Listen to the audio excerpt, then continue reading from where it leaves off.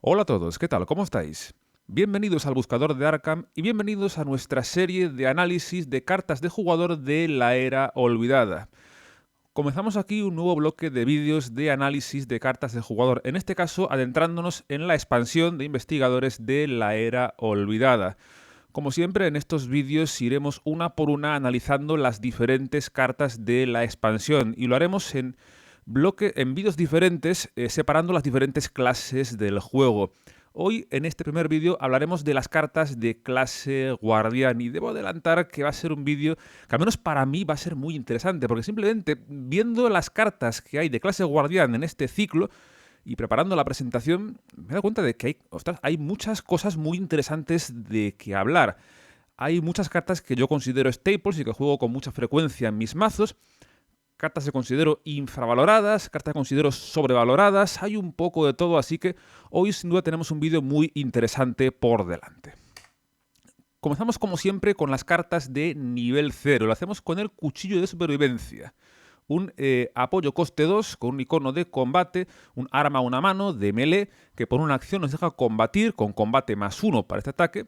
Y luego tiene una reacción. Después de que un ataque enemigo te haga daño durante la fase de enemigos, puedes agotar esta carta para combatir, haciendo como objetivo al enemigo atacante y tienes combate +2 y un daño extra para este ataque.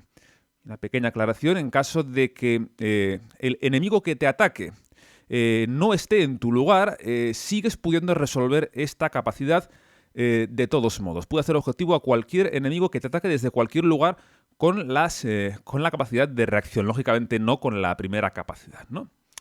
Esta carta, cuanto menos, merece bastante análisis. Por un lado, tenemos una carta que nos da una capacidad de combatir objetivamente floja. Por una acción, combate +1, sin ningún daño extra. Es exactamente lo mismo que nos da el cuchillo de la caja base. Y esta cuesta un recurso más, aparte de ser de clase guardián. Así que en ese sentido, lógicamente es muy floja. Realmente la gran virtud de esta carta está en la segunda capacidad, la de reacción. Este combate sí que es bastante más serio. Combate +2 y daño extra está bastante mejor. Ahora bien, esto tiene un problema muy importante. Y es que solamente puede resolverse cuando un enemigo te ataca y te hace daño físico durante la fase de enemigos. Y esto de por sí es una situación en la que generalmente no sueles querer verte. Y esto es la típica carta que pierde mucha calidad porque únicamente es efectiva en un contexto en el que de por sí no quieres verte. Por lo general en este juego, si tienes enemigos encima que te caen en los mitos, pues casi siempre quieres liquidarlos en la fase de investigación. No quieres llegar a fase de enemigos para que te ataquen ahí. Quieres generalmente liquidarlos en fase de investigación. Por ello, es mucho mejor, desde mi punto de vista, contar con armas que te dejen pegar con solvencia en fase de investigación que tener que esperar a fase de enemigos y comerte un ataque para encima, para poder resolver el efecto bueno de esta carta. Lo que sí que hay que reconocer es que esta carta podría ser un buen complemento a otras armas a una mano. ¿Por qué? Porque es barata. Por solo 2 recursos tiene el potencial de hacer ataques bastante buenos. Cierto, como digo, en un contexto muy cerrado, pero ese potencial está ahí. Lo que ocurre es que la carta de por sí sola, no tiene la calidad necesaria para poder usarla como arma principal, porque para ello necesitas, como dije antes, que pueda pegar y dañar a enemigos con solvencia durante la fase de investigación. Por ello, esta carta será una grandísima arma secundaria que llevar en la segunda mano. En la primera mano deberás llevar un arma para poder pegar con solvencia en fase de investigación. Un machete, una automática, una Colt, cualquier arma que pueda pegar por daños extra de modo solvente ocupando una mano, estará bien para usar como para usar esta como complemento. Por ello es una carta que, desde mi punto de vista, se reserva únicamente a combatientes especialistas y únicamente como arma secundaria. Es una carta por la que no puedes apostar como arma principal. Tiene una calidad muy inferior a otras armas a una mano de nivel 0 y únicamente creo que tiene sentido como arma secundaria, priorizando tener otra arma más potente en la otra mano. Porque lo dicho, en este juego tienes que tener un arma que pegue por daño extra con solvencia en fase de investigación. Y esta carta, pues tristemente, no lo hace. Pasamos ahora al Aventurero Osado, un apoyo coste 4 con un icono de intelecto, un aliado, entra con 3 suministros y activación libre, gastando un suministro y agotándolo, puedes colocar un suministro o munición en un apoyo controlado por un investigador que esté en tu lugar. Absorbe 2 daños y 2 de horror. Aquí tenemos un aliado cuya principal virtud es que es capaz de recargarnos nuestras armas o bien nuestros apoyos con suministros. Por ejemplo, la linterna es un grandísimo ejemplo de un apoyo que entra con suministros y que puede ser un objetivo muy goloso para esta carta. Lo que hace está bien, es una especie de batería de reserva en la que puedes guardar 3 municiones o suministros. Luego ocurre que tiene algunas pegas desde el punto de vista de entrada. Es un coste 4. Pagar 4 recursos por una reserva de suministros o municiones, que además te ocupa el espacio aliado, pues para mí es un poco caro, para mí es un poco sobrepagar. Sí que es cierto que tiene la virtud de que te absorbe un par de daños y un par de puntos de horror, pero no sé, yo creo que el espacio aliado se puede reservar para cartas mejores que esta. Cierto es que lo que hace está bien, no solo te puede recargar a ti, te puede recargar a un compañero de equipo, también puedes ver como virtud que es una carta fácilmente sacrificable, porque una vez que tú gastas los 3 suministros, pues no te importa nada derrotarlo por daño o por horror, y por ello es una carta que para ciertos investigadores como Leo Anderson, que agradecen mucho el ciclarse los aliados, pues es bastante útil, ¿no? Además, Leo Anderson puede jugárselo con su reacción por un recurso menos y sin gastar acción, ¿no? Por ello es una carta que, como digo, si bien lo que hace está bien, es un poco cara. Es un poco cara porque te cuesta muchos recursos y te ocupa un espacio aliado que es muy importante. Únicamente puede valer la pena en 2 contextos. Primero, si realmente lo puedes amortizar porque tienes tú o tus compañeros tenéis muy buenos apoyos para hacer objetivo de la habilidad, o bien en un mazo que lleve carisma y usarlo como segundo o tercer aliado. Y aún así sigo viéndolo un poco caro. Por ello es una carta que yo personalmente solamente he jugado con Leo Anderson. Y con Leo sí, con Leo está bastante bien. Básicamente porque Leo tiene una gran sinergia de por sí con los aliados.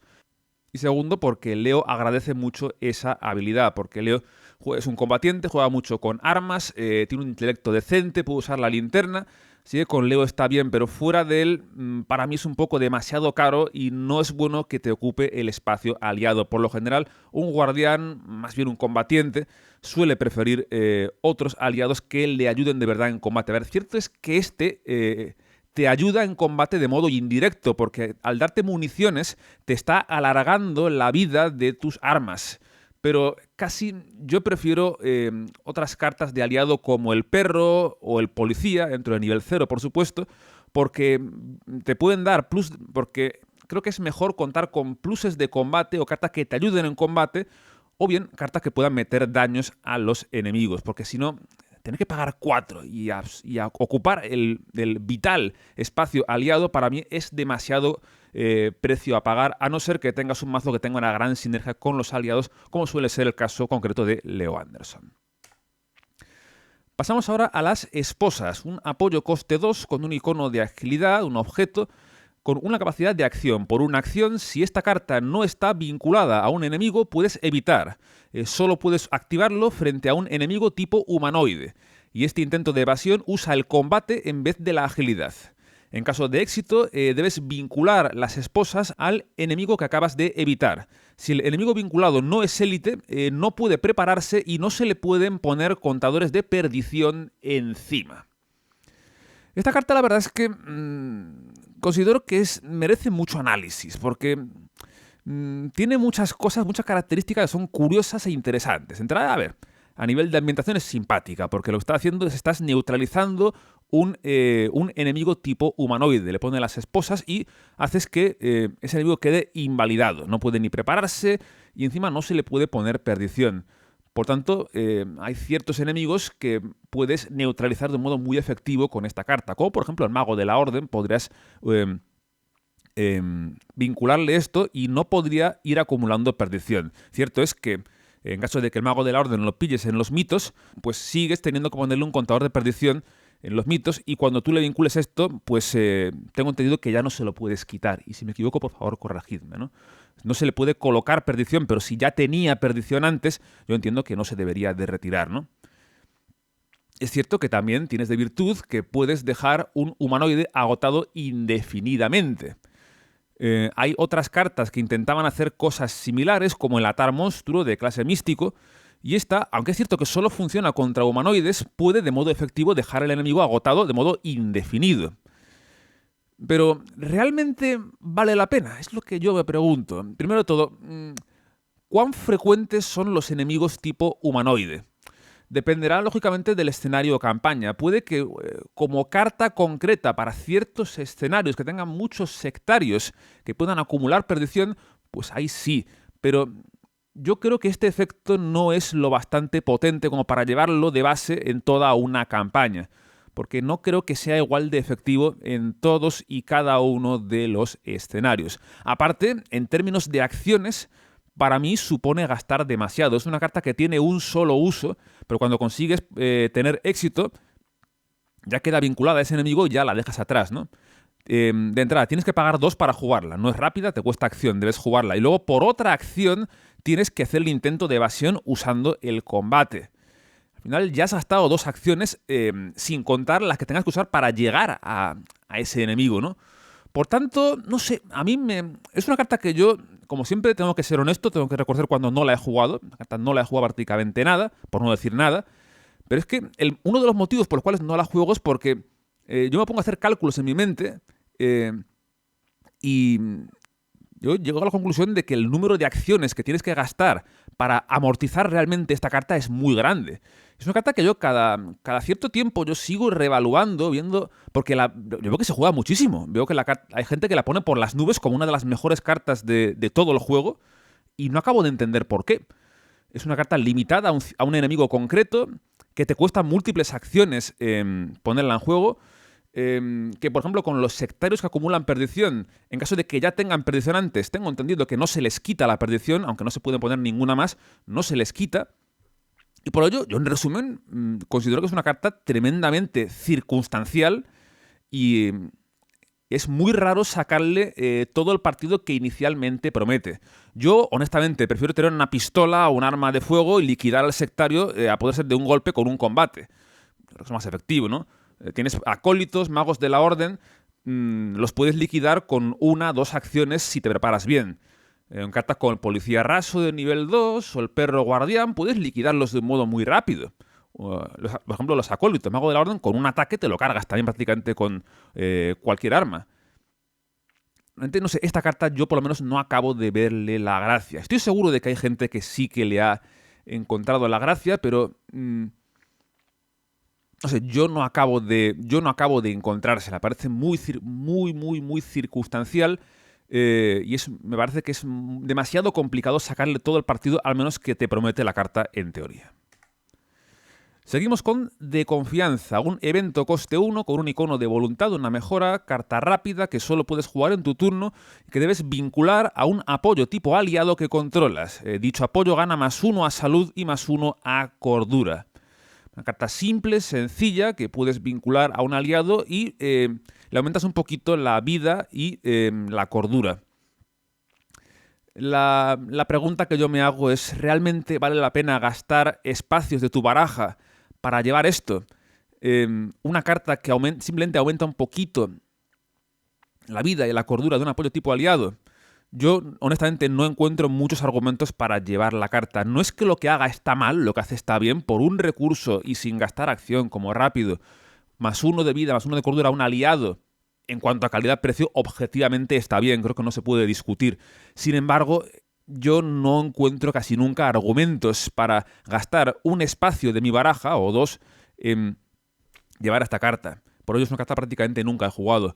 Yo, el único contexto donde yo realmente me podría plantear en serio llevar esta carta es con aquellos aliados cuya salud y o cordura pueda aprovecharse para más cosas que simplemente absorber daño u horror. Ejemplos típicos: un perro guardián, un policía de nivel 2, una áquina, puede ser la de nivel 3. Con ese tipo de aliados, esta carta está bien, porque por ejemplo el perro, no olvidemos, absorbe 3 daños y un horror, y siempre que recibe daño de un ataque enemigo, pues puede meter un daño directamente a ese enemigo. Por tanto, en teoría, el perro podría resolver esa habilidad en 3 ocasiones. Si tú al perro le vinculas esta carta, pues ganas una cuarta activación, en caso de que, lógicamente, vayas de uno en uno metiéndole los daños y sin absorber horror, lógicamente salvo el último ataque. Además, con esta carta podrías incluso puntualmente hacer que el perro absorba un punto de horror sin caer derrotado. O el policía de nivel 2 por exactamente el mismo motivo, o la áquina de nivel 3 por exactamente el mismo motivo. ¿Qué ocurre? Que pese a ello, insisto en que no considero que hay cartas mejores para llevar. Tal vez esta carta, si hubiera salido en la caja base, seguramente hubiera visto mucho más juego. Pero contando que estamos en la tercera expansión ya, hay alternativas mucho mejores. Además, por lo que he podido investigar en torno a esta carta, yo lo que veo es que mucha gente prefiere, en vez de aumentar la vida de sus aliados, prefiere ciclarlos, prefiere derrotarlos, o bien usar cartas como el cobrarse favores, traérselo de vuelta a la mano y meter otro aliado en su lugar, antes que usar esta carta, antes que alargar la vida. Por ello, en resumen, la carta lógicamente es útil si quieres prolongar la vida de ciertos aliados, pero únicamente vale la pena si se benefician por doble de ello. O sea, si no solo los usas para absorber daño u horror, sino que también ganas otras virtudes como la habilidad del perro o la del poli. Si no, pues como digo, hay alternativas muchísimo mejores a esta carta.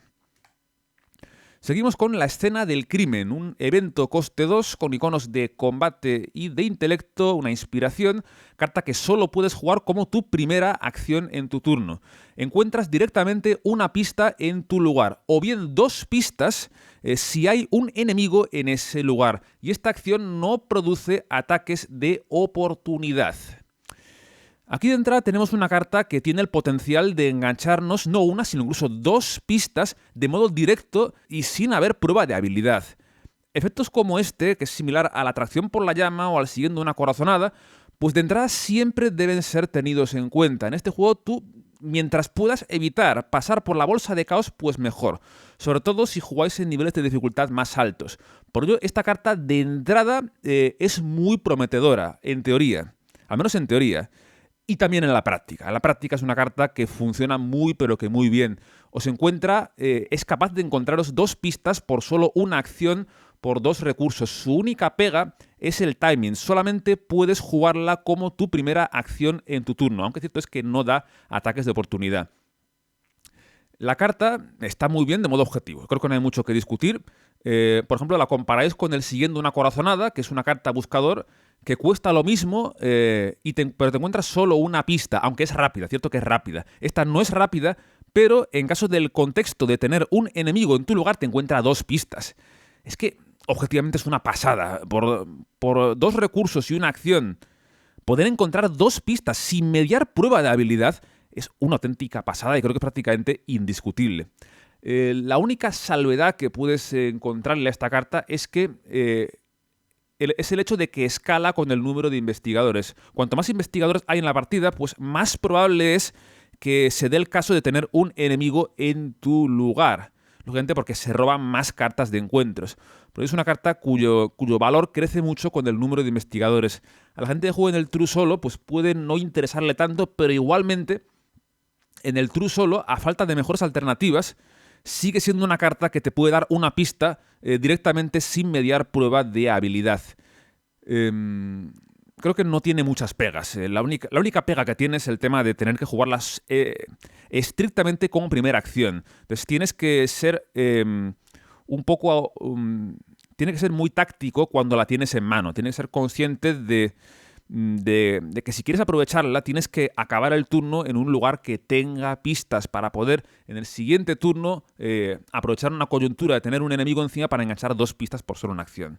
O bien puedes hacer una cosa mejor, que es hacer la combo que hace con la carta de caza, esa carta de Carcosa que te reemplaza tu robo de los mitos por mirar las siguientes 9 cartas de encuentros y hacer aparecer un enemigo que se encuentre entre ellos directamente en tu lugar, pasando por encima de su instrucción de aparición. Esto te asegura que tendrás un enemigo en tu lugar y podrás jugar la escena del crimen por 2 pistas.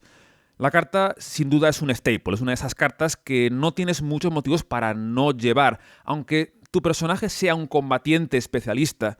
Una carta que es capaz de encontrarte 2 pistas sin falta de hacer prueba de habilidad, pues es objetivamente muy muy sólida y casi todo combatiente yo creo que debería llevarla, o al menos en caso de que no quieras llevarla, debes tener buenos motivos para no querer llevarla, porque lo que hace es extraordinario en relación a lo que cuesta. Seguimos con las fuerzas renovadas, un evento coste 1 con un icono de voluntad, de espíritu, carta que al igual que la anterior solo puedes jugar como primera acción. Una carta que te cura un daño, o bien te cura 2 daños si te robaste una carta de traición esta ronda, y luego después te roba una carta. Objetivamente, al igual que la anterior, es muy sólida. Hace una gran cantidad. Su efecto es muy, muy sólido en relación a lo que te cuesta. Una carta que por coste 1, por un recurso, te puede curar en potencia 2 daños y encima reemplazarse a sí misma, encima robarte carta, objetivamente es extraordinario. Ahora bien, ¿qué ocurre? Que los combatientes, por lo general, son personajes que suelen tener una resistencia muy buena y no suelen precisar las curaciones. Por ese motivo, la carta pues pierde algo de fuerza. No porque lo que haga está mal, lo que hace está muy bien, incluso en relación a lo que cuesta. El problema está en que los personajes guardianes, combatientes por lo general, no suelen necesitar curarse el daño. La cosa podría cambiar si esta carta pudiera hacer objetivo a compañeros de equipo. Y no puede, porque en ningún sitio pone que pueda curar el daño a investigadores que estén en tu lugar. Si pones simplemente curar, se entiende que es solo a ti mismo, no puedes curar a ningún compañero de equipo. Por ello es una carta que se reserva a investigadores más bien concretitos. Por ejemplo, con Mark Harrigan sí. Con Mark Harrigan sí, porque Mark, como bien dije en su momento, es un investigador que necesita gestionarse la salud por el modo en el que funciona. Porque si llega a los 5 daños, Sophie se voltea y Mark deja de funcionar, ¿no? Por ello, con Mark, cartas como esta que te pueden curar daños, pues es muy efectiva. La carta que te puede curar 2 daños y encima robarte carta. Está bien, pero solamente si realmente necesitas la curación. Y tal vez también pueda tener cabida en otros guardianes que no sean combatientes o que no tengan una resistencia muy alta. Yo todavía no he jugado ni a Caroline ni a la hermana Mary, pero tal vez podrían ser investigadoras que agradezcan cartas como esta porque tienen menor resistencia. Y con una resistencia baja, pues esta carta sí que podría serte útil. Insisto, ya en resumen, la carta tiene una grandísima relación calidad-precio, pero lo que hace es algo que a menudo los combatientes guardianes no suelen necesitar. Así que salvo excepciones concretas como Mark Harrigan o guardianes no combatientes, la carta no es realmente necesaria. Lo que hace está bien, pero el problema está en que la carta no es necesaria para muchos guardianes, ¿no? Seguimos con una carta de habilidad, tomar la iniciativa, una carta que nos da 3 iconos comodín que solo puede aportarse a una prueba que estés haciendo tú, o sea, no vale para compañeros, y además pierde un icono comodín por cada acción que haya sido completada por un investigador en esta fase. Dicho de otro modo, si esta carta, fase de investigación, tú la juegas como primera acción de la fase, o sea, si tú eres el primero en jugar, tienes el primer turno, y la aportas en la primera acción que realizas, o durante o antes de la primera acción, pues tendrás un +3 a lo que tú quieras. Tienes un súper coraje inesperado en ese caso. +3 a lo que tú quieras es una barbaridad. El problema está en que fuera de ese contexto, ya la carta no sirve prácticamente de nada. Sí, puede serte un +2 o un +1 tal vez, pero para eso, mira, pilla un coraje inesperado, porque esta carta se limita a solo pruebas que hagas tú. La carta solo tiene valor si consigues sacarle el 100%. ¿Qué ocurre? Que el 100% de la carta es buenísimo. Buenísimo. Si tú consigues jugarla en el instante correcto, es un +3 a lo que tú quieras y eso es un efecto potentísimo. Además, ojo, nada te obliga a jugarla en fase de investigación, y lo que dice es que pierde un icono por cada acción completada en esta fase. ¿Qué quiere decir eso? Quiere decir que si tú esta carta la juegas en los mitos, siempre tendrás un +3. A ver, cierto es que puede darse el caso de que un investigador haga una acción en los mitos, pero es más bien rarísimo. Esta carta en los mitos casi siempre es un +3 a lo que tú quieras. Y te diría que solamente por eso la carta ya valdría la pena. Una carta que te da un +3 de autodefensa en los mitos es una pasada.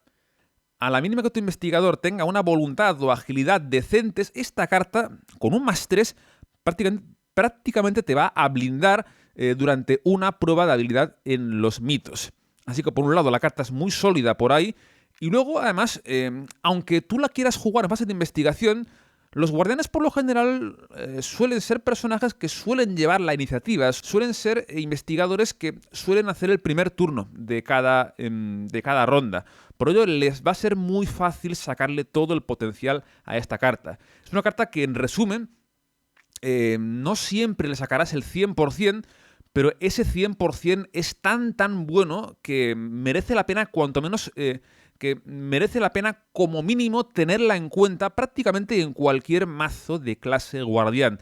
Tal vez no hasta el punto de llamarla staple, pero sí es una carta que creo que vale la pena como mínimo considerarla en prácticamente cualquier mazo guardián que hagas. Un +3 a cualquier habilidad, que cierto es que solamente te sirve en situaciones muy concretas. Igualmente son situaciones en las que es bastante fácil poder aportar la carta, sea en los mitos, en una prueba de habilidad, o bien como la primera acción que hagas en cada ronda. Es un +3 a lo que tú quieras, lo cual objetivamente es una pasada. Grandísima carta que, como digo, vale la pena considerar como mínimo en prácticamente cualquier mazo con acceso a ella. Seguimos ahora con Audaz, otra carta de habilidad con un icono de voluntad innato, que en caso de que la prueba tenga éxito, debes añadirla a la zona de juego con el siguiente texto: ganas +1 a intelecto, a combate y a agilidad. Luego tiene obligado, al terminar la ronda debes descartarla, en caso de que esté en juego, lógicamente. Esta carta, a ver, te da un pequeño plus de voluntad, que es pequeñito, un +1, no es gran cosa. Lo que ocurre es que en caso de que lo consigas canjear, en caso de que consigas que la prueba tenga éxito, tendrás +1 al resto de habilidades el resto de la ronda. Está muy bien. El problema está en que luego no es tan fácil en la práctica conseguir resolverla. No es tan fácil aportarla a una prueba de voluntad y poder asegurar que tenga éxito. Lógicamente, si tú evalúas en qué instante podrías jugarla de modo óptimo, claramente es en los mitos. En los mitos, con una prueba de voluntad, la aportas, y si consigues pasarla, pues tendrás durante todo el resto de la ronda +1 al resto de habilidades. Le ocurre un poco lo mismo que a otras cartas que vimos antes. Lo que hace no está mal, pero yo creo que hay alternativas mejores. El plus que te da es muy pequeño. +1 de voluntad no te defiende prácticamente nada. Por ejemplo, si tú esta carta la quisieras como autodefensa frente a los mitos, lleva la anterior. Es mucho mejor. Un +3 asegurado en los mitos a voluntad o a agilidad o a intelecto, a lo que te estén, a lo que tú quieras. Es mucho mejor que un +1 a voluntad, que aunque luego pueda convertirse en ese +1 a todo, creo que hay maneras mucho mejores de reforzarte el intelecto, combate y agilidad. Quizás, realizando un poco el rizo, la carta podría tener más sentido multijugador, porque ahí, si tienes un compañero que sea un místico o que tenga una voluntad alta, tú le podrías aportar esta carta y prácticamente seguro conseguir ese +1 a todo. Pero creo que hay maneras mejores de potenciarte intelecto, combate y agilidad, y de defenderte en los mitos. Es una carta que yo honestamente considero que es o combo o nada. Si encuentras una combo buena, para poder asegurarte que la vas a poder canjear a voluntad, nunca mejor dicho, pues sí, pero si no, yo creo que la carta no merece la pena. La anterior es mucho mejor desde mi punto de vista, porque es mucho más generalista y mucho más fácil sacarle todo su potencial. Pasamos ya a las cartas de nivel mayor de 0 y comenzamos por el queroseno, un apoyo coste 3 con nivel 1, con un icono de voluntad, objeto, entra con 3 suministros y si no tiene suministros se descarta. Luego, por una acción, si un enemigo fue derrotado en este lugar, esta ronda, puedes agotar esta carta y gastar un suministro para curar hasta 2 puntos de horror entre investigadores y apoyos tipo aliado en tu lugar. A ver, objetivamente, es una carta que te puede llegar a curar 6 puntos de horror, cuya condición es que un enemigo haya caído derrotado en ese lugar. Curación de 6 de horror, cierto es que por acciones... a ver, es lento. Objetivamente es lento. Es cierto que puede curar bastante, es bastante mejor que primeros auxilios, puesto que solamente cura de 1 en 1, y esta puede curar hasta 2, alcanza a compañeros, alcanza a aliados. Sí, pero sigo viéndolo caro hasta el punto de que no veo motivos para gastar experiencia en esto. Creo que hay modos mejores de protegerse del horror. Quizás únicamente en contextos muy extremos, con equipos muy concretos de investigadores que sufran mucho con el horror o que agradezcan mucho la curación de horror, pues podría considerarse, y más bien hacia el final de la campaña. Por ejemplo, yo dándole un par de vueltas, por ejemplo, si tuvieras a Roland y a Agnes, que son dos investigadores que pueden tener buena sinergia con esta carta, pues tal vez sí, porque Roland es muy propenso a los traumas mentales, por su debilidad, por su cordura tan baja, y Agnes es una investigadora que, como sabéis, agradece muchísimo curarse horror para abusar de su habilidad personal. Posiblemente Roland agradeciese esta carta como mejora hacia el final más bien de una campaña. Pero siguen siendo 3 recursos, sigues dependiendo de un timing muy concreto, de haber eliminado a un enemigo y luego, encima siendo Roland por lo general combatiente, bueno, Agnes también podrá liquidarlos, pero bueno, sigues dependiendo de haber liquidado a un enemigo en un lugar concreto y luego después de liquidarlo deberías gastar acción de esto, te quedas sin acciones para hacer otra cosa, o sea, te dejas sin margen de maniobra esta carta. Puede ser útil, sí, en caso de que el horror sea un problema, pero yo no acabo de verle la gracia. Y todo esto es especulación porque, como digo, prácticamente no la he jugado. Yo las cartas que no he jugado lo comento, como siempre, ¿no? Prácticamente no la he jugado, pero también explico por qué, ¿no? Porque, te das cuenta, es útil en un contexto muy cerrado y solo con investigadores que realmente agradezcan esa curación de horror. Y aún así, complicado. Sé que es una carta que en general no vale la pena, salvo que encuentres, lo dicho, un contexto muy concreto y realmente lo necesites. Y aún así casi te diré que hay mejores modos de protegerte del horror, ¿no? Luego tenemos la carta llamada Fiable, un evento coste 1, nivel 1, con un icono de intelecto, una mejora, carta rápida que solo puedes jugar en tu turno y que debes vincular a un apoyo tipo objeto que controles. Siempre que resuelvas una habilidad activada en el apoyo vinculado, ganas +1 a todas tus habilidades. Dicho de otro modo, tú esto lo puedes vincular a cualquier objeto y siempre que actives una habilidad que tenga prueba de habilidad en ese objeto, pues tendrás +1 a todas tus habilidades. Es decir, que en la práctica va a mejorar un poquito la probabilidad... Bueno, depende. Va a mejorar la probabilidad de éxito al usar ciertos objetos. Objetivamente está bien. Creo que no es muy debatible. Está muy bien. Un +1 en este juego es más valioso de lo que aparenta. Así que lo que hace está bien. El problema está en que a mí por lo menos me duele tener que pagar experiencia por esto. Y te diré que hay modos más baratos en cuanto a experiencia de conseguir efectos similares. A veces, incluso aportar una carta de habilidad que sea realmente buena, pues puede hacer un efecto mejor que esto. Entonces sería útil en caso de que sea una habilidad de la que abuses muchísimo. Quizás con ciertas cartas concretas sí podría ser útil. Por ejemplo, con unas ganzúas. Con unas ganzúas sería muy bueno esto, porque las ganzúas te suman el intelecto y la agilidad.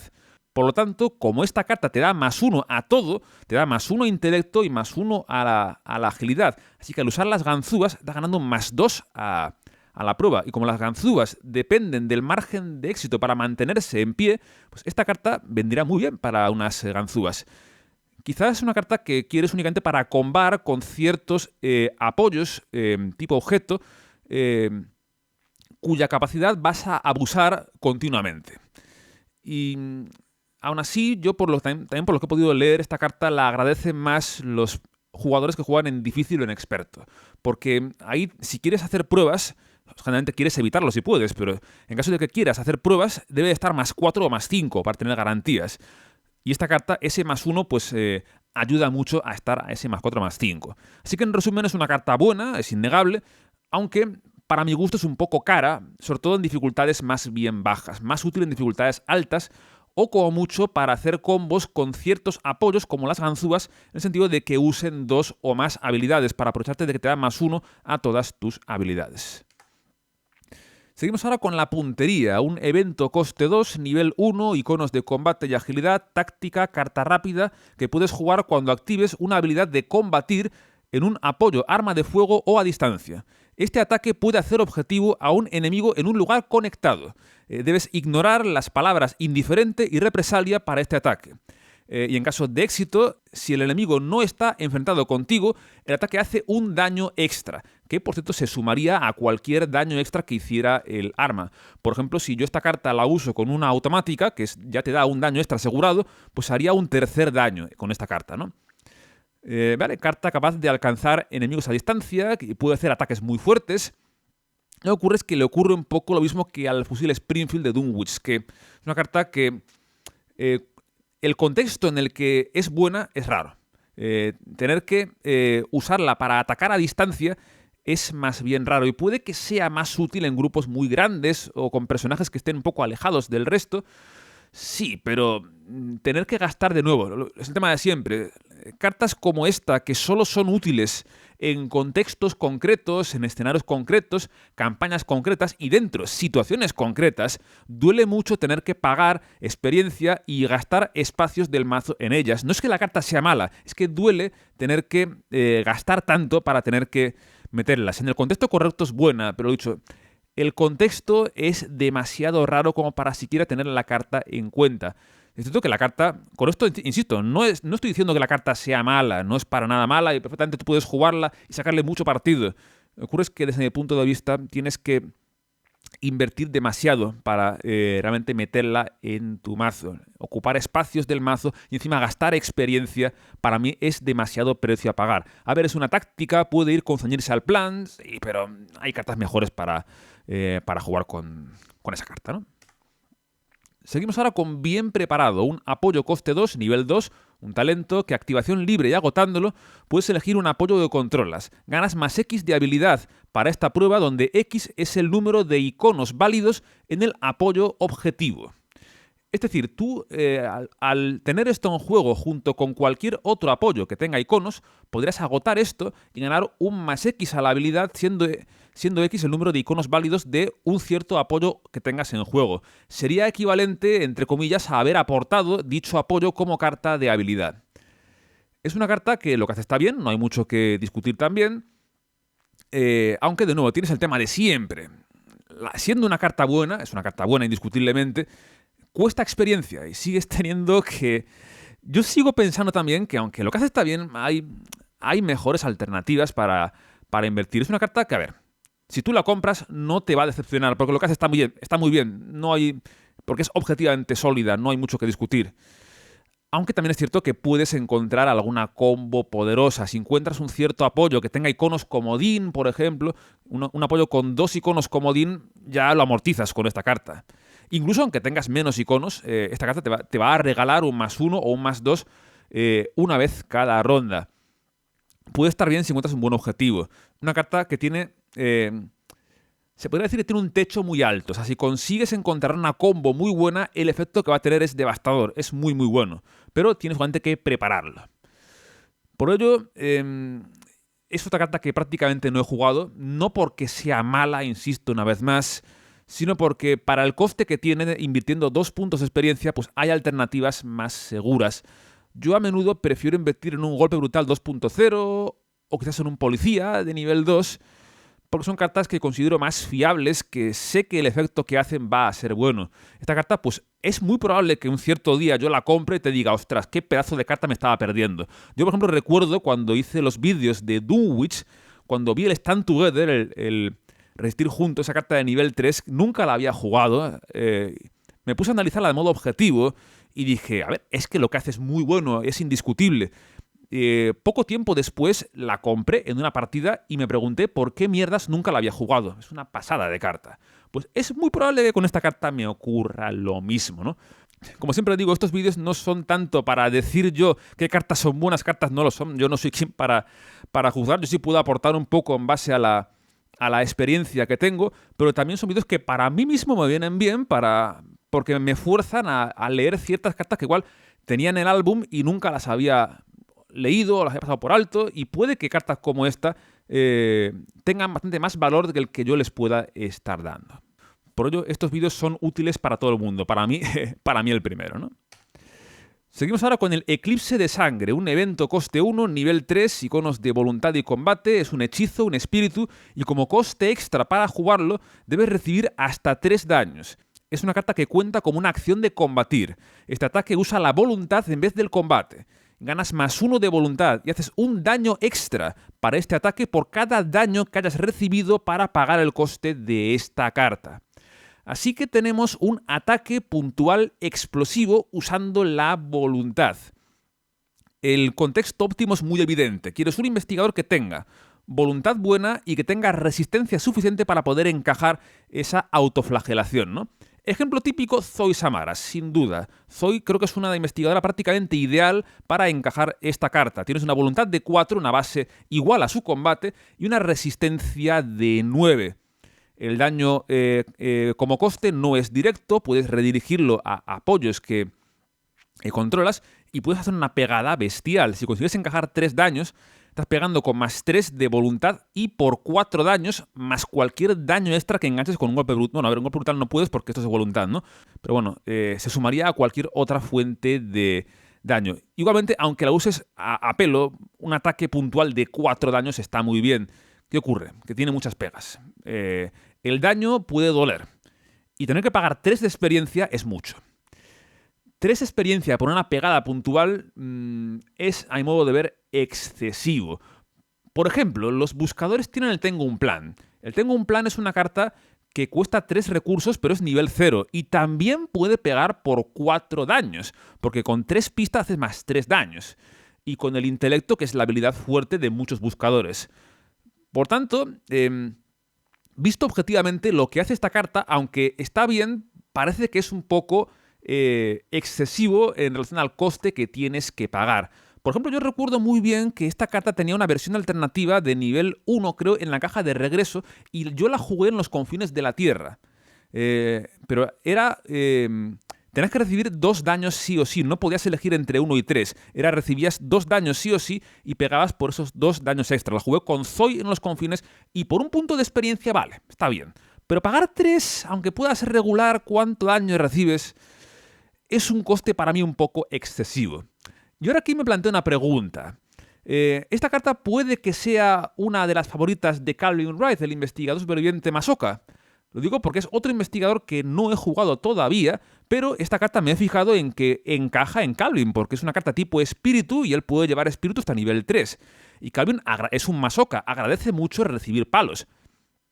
Esta carta podría tal vez ser una favorita de Calvin. Cierto es que con Calvin, al encajar daño, lo que subes es el combate y no la voluntad.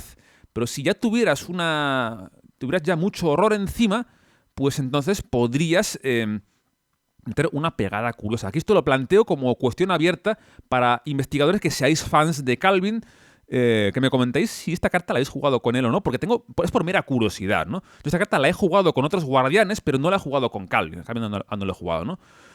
Así que, en resumen, la carta es sólida en el investigador correcto, pero a mi modo de ver es demasiado cara en cuanto a puntos de experiencia. Podría ser una buena compra hacia el final de una campaña si no encuentras ninguna alternativa mejor. Lo que hace está bien, pero para mi gusto es demasiado cara en cuanto a puntos de experiencia. Seguimos con la munición a medida, un evento coste 3, nivel 3, iconos de combate y agilidad, es una mejora, suministro, carta rápida que solo puedes jugar en tu turno y que debes vincular a un apoyo arma de fuego controlado por un investigador en tu lugar. Colocas 2 municiones en ese apoyo y tienes límite de 1 por apoyo. Los ataques que realice el apoyo vinculado hacen un daño extra a los enemigos tipo monstruo. Por partes, de entrada tienes una carta de recarga. Está dando 2 municiones a ese apoyo.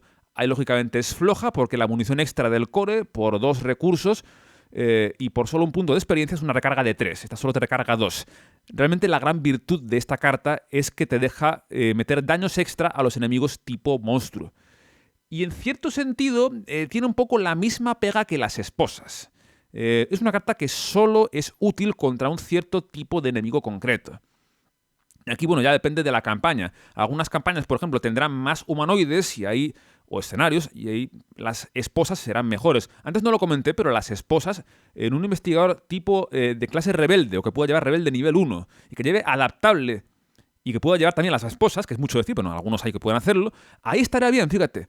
Las esposas con un rebelde o un personaje con adaptable, con acceso a las esposas, que las meta para el escenario concreto con mucho humanoide sectario, ahí sí. Fuera de eso yo creo que no es suficiente. Esta carta, fíjate, te requiere más inversión en recursos y en experiencia y dependes de tener enemigos tipo monstruo encima. Yo recuerdo que esta carta la jugué en los confines de la Tierra y ahí tienes muchísimos monstruos. En esa campaña esta carta es brutal, porque va a hacer objetivo a prácticamente todos los enemigos de la campaña. No a todos, pero a una gran mayoría. Ahí, por ejemplo, en los confines de la Tierra no vas a encontrarte sectarios, lógicamente, prácticamente ninguno. Sin embargo, monstruos a punta pala encontrarás. Así que es una carta que va a ser útil, al igual que las esposas, en un contexto concreto. Pero, por ejemplo, ya digo, los confines esta carta es muy buena. Cierto es que, bueno, lo he dicho, solo vale contra monstruos, aunque no tiene ningún hándicap con otro tipo de enemigos, pero contra enemigos tienes un daño extra que está muy bien. Por ejemplo, con un arma lanzarrayos pegas de 4, con un lanzallamas de 5. Y eso de por sí es una pasada. Monstruos de 5 de vida, con un lanzallamas te los cepillas de una sola acción. Y por ejemplo, esta carta también encaja en ceñirse al plan. La carta permanente que te deja en la preparación buscarte tácticas, suministros, 3 cartas diferentes y tenerlas ahí a mano todo el escenario. En ese contexto está muy bien. Así que en resumen, es una buena mejora para montarte un arma espectacular, aunque debo añadir que hay que tener en cuenta que solo es útil contra los monstruos y dependerá un poco de la campaña, aunque es muy común que los escenarios finales de las campañas tengan monstruos. Ojo, porque los primigenios a menudo no se consideran monstruos. Los primigenios tal vez no funcione. Pero bueno, igualmente creo que es una mejora que ciertas campañas, ciertos escenarios con mucho monstruo, vale mucho la pena, aunque también te dirá que únicamente como una de las últimas mejoras, porque lo que te hace no es tan sólido en relación a lo que cuestan puntos de experiencia. Hay otras mejoras que son prioritarias. Pero bueno, es una carta que puedes tener en cuenta en ese contexto, ¿no?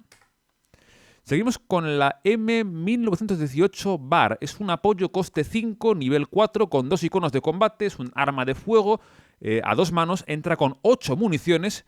Y por una acción y gastando entre 1 y 5 municiones puedes combatir. Ganas más X de combate. Y en vez del daño estándar, este ataque hace X daños. X es la cantidad de munición que has gastado para pagar el coste de esta capacidad. Es decir, cuanto más gastes en munición, más potente será la pegada que hagas. En el caso extremo, gastando 5 municiones, es combate más 5 y 5 daños incondicionales. Objetivamente es muy bueno. Problema, que te fundes la munición muy rápido. Entonces, no es muy realista gastar las 5 municiones de golpe. Y aún así,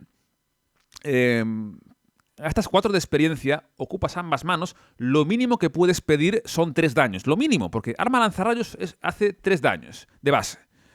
Lo mínimo es 3 daños. Y fíjate, aún así es estrictamente inferior al arma lanzarrayos, porque con 8 municiones solo puedes hacer 2 pegadas por 3 daños. Así que es una carta de combo. Es una carta que si consigues de algún modo recargarla, puede estar muy bien. Por ejemplo, la combo explosiva de esta carta es contrabando. La carta que te deja multiplicar por 2 la munición que tiene la carta. Es una combo carísima, sí, pero bueno, igual se puede conseguir entre 2 investigadores. Tienes un compañero rebelde, podéis acordar, mira, pilla contrabando para cuando yo compre esta carta, me la juegas, me duplicas la munición. Y oye, con 16 municiones esto cambia radicalmente. Si encima luego juegas 2 copias de contrabando, te vas a 32 ya municiones. Ahí, fíjate, lo he dicho, esta carta es la típica, es combo o nada. Si consigues una combo es espectacular. Por ejemplo, investigadores que pueden agradecer esto de modo más autónomo. Leo Anderson, porque Leo Anderson llega a rebelde nivel 2. Él solo puede montarse la combo. Sí, carísima la combo. Pero bueno, se puede tener en cuenta. Y aquí pongo como lo que deja obsoleta a la escopeta, porque es estrictamente mejor. Cuesta lo mismo en cuanto a recursos, en cuanto a experiencia, y la escopeta son solo 2 disparos. Aquí es como una escopeta que puedes ir gestionando los disparos. La escopeta tienes 2 tiradas y como una te falla, por ejemplo, tienes un problema, ¿no? esta la puedes gestionar mucho mejor y tiene esa combo que puede llegar a ser explosiva con ciertas cartas. Así que es una carta que puedes tener en cuenta como tu arma potente de referencia, pero tiene la pega de que te exige construir alrededor porque, lo dicho, devora la munición. Tienes que tener algún medio para recargarla. Si tienes un medio explosivo como el contrabando, por ejemplo, tenla en cuenta. Si no, yo creo que hay alternativas mejores, incluso dentro de este ciclo. Porque aquí tenemos justamente un arma de referencia como es el lanzallamas. Lo comentamos, un apoyo coste 4, nivel 5... 2 iconos de combate, 1 comodín, arma de fuego, ocupa ambas manos y el espacio de cuerpo. Entra con 4 municiones y por una acción y por una munición puedes combatir. El enemigo objetivo de este ataque debe ser el enemigo enfrentado contigo con el mayor valor de combate. Ganas más 4 de combate para este ataque y en caso de éxito, en vez del daño estándar, puedes distribuir hasta 4 daños entre enemigos enfrentados contigo. Aclara que cualquier daño adicional se sumaría a este total. Si por ejemplo le pongo un golpe brutal, sería un daño extra, entonces podré asignar 5 daños como yo quisiera entre los enemigos enfrentados conmigo. Aquí tienes el prototipo de arma pesada, porque cuesta 5 de experiencia y ocupa un montón de espacios, pero es un arma capaz de pegar consistentemente y de un modo muy fiable por un mínimo de 4 daños, al que además es muy fácil sumar con otras fuentes de daño. Objetivamente es una carta con una relación calidad-precio extraordinaria. Incluso aun con todo lo que te cuesta, espacios que ocupa, experiencia, recursos, 4 recursos no es tanto en relación a lo que te hace. Está muy muy bien. E imagínate si la consigues recargar. Una munición extra o incluso una munición a medida como esta que tenemos anteriormente, la recarga y puedes pegar de 5 frente a monstruos. Esta carta es una de las mejores armas de todo el juego. Es cara de comprar, pero si la compras eres un combatiente de referencia, puedes prácticamente con cualquier cosa. Los enemigos nivel jefe prácticamente hasta se pueden trivializar según el enemigo en cuestión, lógicamente, pero pueden hasta trivializarse con esta carta. Ahora bien, hay que decir que no todos son ventajas, tiene algunas pegas. Aunque te diría que la única pega real que tiene esta carta es que no la puedes llevar junto con armas ligeras.